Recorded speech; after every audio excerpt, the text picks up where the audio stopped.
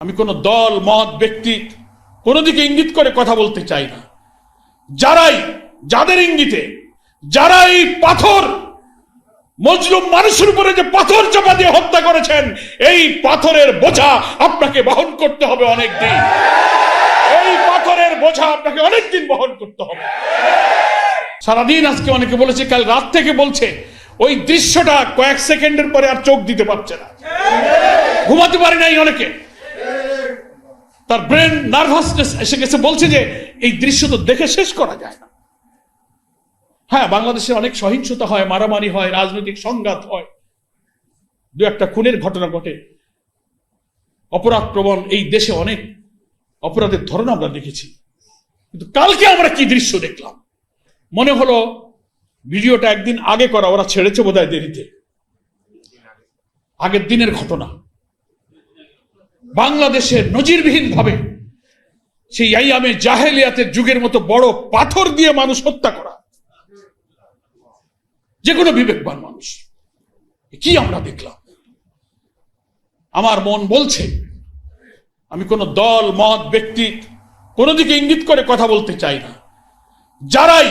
যাদের ইঙ্গিতে যারা এই পাথর মজলুম মানুষের উপরে যে পাথর চাপা দিয়ে হত্যা করেছেন, এই পাথরের বোঝা আপনাকে বহন করতে হবে অনেক দিন। এই পাথরের বোঝা আপনাকে অনেক দিন বহন করতে হবে। আপনারা জাতিকে কলঙ্কিত করেছেন। নতুন বাংলাদেশের আমরা স্বপ্ন দেখি, আমরা নিরাপদ বাংলাদেশ চাই, মানবিক বাংলাদেশ চাই, সমৃদ্ধ বাংলাদেশ চাই। এই কি তার আলামত? সব ঘটনাকে শুধু বিচ্ছিন্ন ঘটনা বলে এড়িয়ে যাওয়া, এটা রাজনীতির একটা অপকালচার, অপসংস্কৃতি শুরু হয়েছে। মহানগরের আমির সাহেব বলেছেন, প্রশাসনকে আমিও বলবো, কোন কলা কৌশলে খুনি যেন রক্ষা পেয়ে না যায়, সাবধান থাকবেন। মানুষ কিন্তু এখন অনেক সচেতন। উনার নিহতের স্ত্রী বলে এক কথা, যিনি ভিকটিম, যিনি স্বামীহারা হলেন, সব খবর তিনি জানেন, তিনি বলবেন এক কথা, আর ইনভেস্টিগেশন অফিসার, তদন্ত বা অথরিটি বলবেন আর এক কথা। তা কি হলো? এটা তো আওয়ামী লীগের আমলেই তো এরকম দেখতাম। তদন্তের আগেই আপনি একটা কথা বলে দিলেন, এটা শেখ হাসিনার স্টাইল। বিচার তদন্তের আগেই কইতো এটা জামাত শিবির করছে, কইতো না? তা আমরা যে বক্তৃতাটা করি, কথা বলতে আমাদের লজ্জা হয়, বেদনা লাগে যে আপনারা সব কথার মধ্যে রাজনীতি আনেন, সবাইকে খালি ফ্যাসিবাদ বলেন, সব জায়গায় ফ্যাসিবাদের প্রেতাত্মা ঘাপটে বেড়ে আছে, কথা খালি বলেন। এসব দেখলে কি বলবো আপনি বলেন? যে কালো যুগ আমরা পার করেছি একসঙ্গে রক্ত দিয়ে, তাদের চরিত্রের সাথে যদি আপনার চরিত্র মিলে যায়, তাহলে আমরা কি বলবো আপনাদের? স্বভাব বদলান। কোন প্রশাসন, কোন পরাশক্তি, কোন পুলিশ, কোন র্যাব, কোন মিলিটারি আওয়ামী ফ্যাসিবাদকে কিন্তু রক্ষা করতে পারে নাই। ফলে যদি আপনি জনগণের বিপক্ষে চলে যান, মৃত্যুর পর মৃত্যু, বিভীষিকার পর বিভীষিকা, যা আপনি ঘটিয়ে এলেন, যিনি ঘটিয়েছেন আর যারাই পাহারা দিচ্ছেন, এত বড় বর্বরতা, নিষ্ঠুরতা, পৈশাচিক উন্মত্ততা, এত বড় ঘৃণ্য কাজ, লোমহর্ষক কাজ বাংলাদেশের ইতিহাসে কিন্তু নজিরবিহীন হয়েছে। সব মহলে আজকে আলোচনা হচ্ছে। আমি জামাত ইসলামীর পক্ষ থেকে তীব্র নিন্দা জানাই।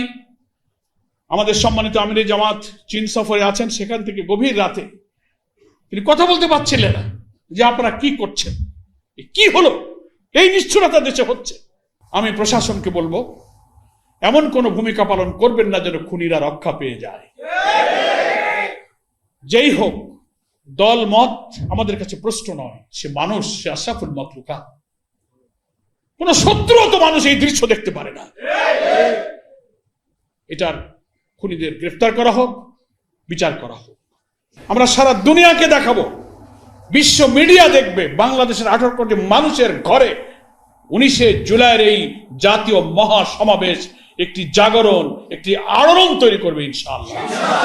আমাদের উপরে যে জুলুম করা হয়েছে, আগামী জাতীয় নির্বাচনকে সামনে রেখে আমরা যে লেভেল প্লেইং ফিল্ড, সকলের প্রতি সম আচরণের যে দাবি আমরা করেছি, যে সংস্কারের দাবি আমরা করেছি, অপরাধীদের বিচারের যে দাবি করেছি, আরো যত দাবি করেছি, এটা যে কথার কথা নয়, বাত কা বাত নয়, বলতে হয় তাই বলছি, এটা কোনো পলিটিক্স নয়, এটা যে হৃদয়ের দাবি, এটাকে উচ্চকিত করতে হবে এই মহা সমাবেশে আমাদের লোক উপস্থিতির মধ্য দিয়ে।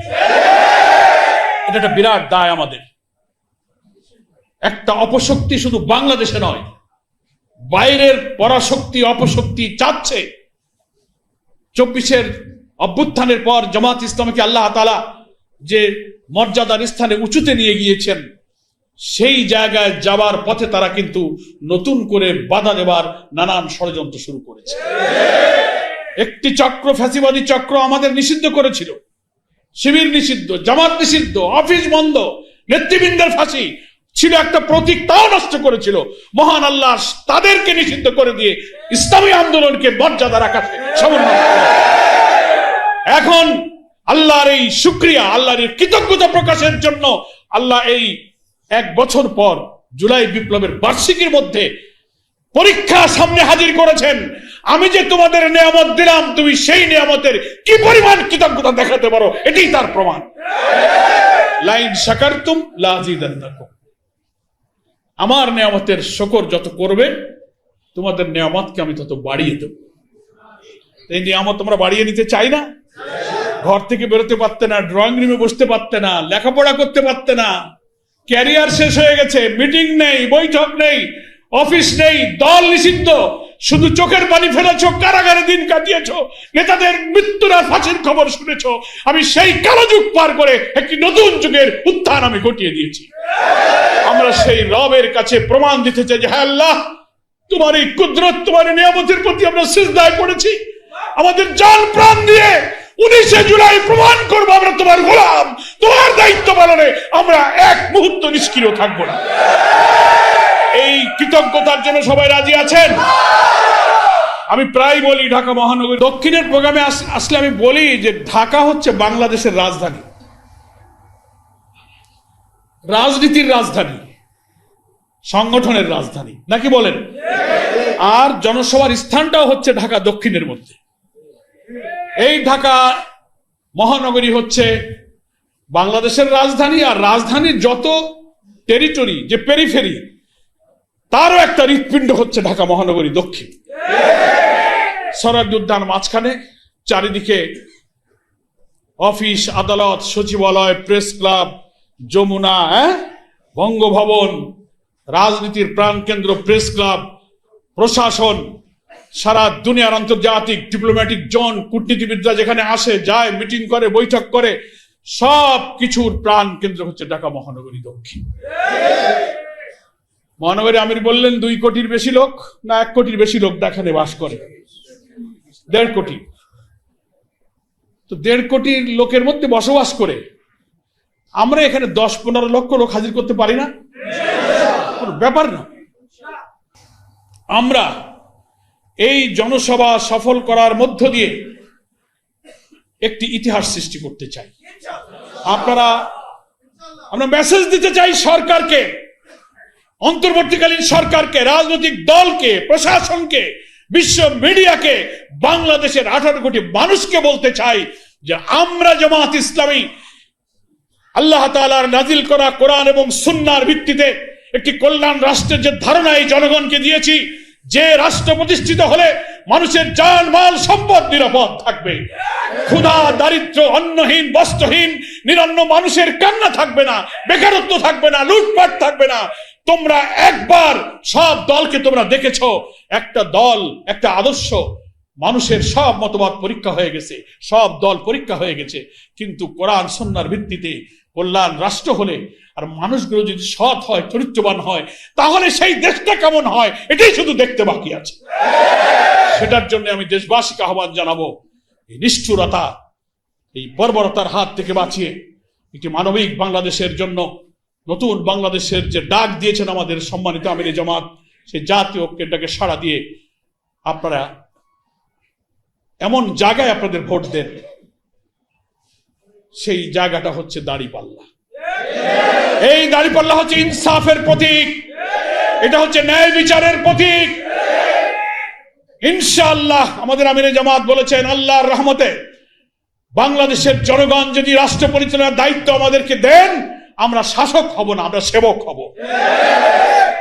প্রিয় নবী মুহাম্মদ মুস্তাফা সাল্লাল্লাহু আলাইহি ওয়াসাল্লাম, তার প্রিয় খোলাফায়ে রাশিদিন, পরবর্তী যুগের ন্যায়পরায়ণ শাসকদের আদলে আমরা বাংলাদেশে একটি নতুন বাংলাদেশের নমুনা, যে বাংলাদেশ হবে একটি কল্যাণ রাষ্ট্র, ইসলামের beauty of Islam, welfare of Islam দিয়ে ধর্ম বর্ণ নির্বিশেষে সকলের নিরাপদ বাংলাদেশ নির্মাণ করে আমরা সেই জাতীয় ঐক্যের ওয়াদাকে রক্ষা করতে চাই।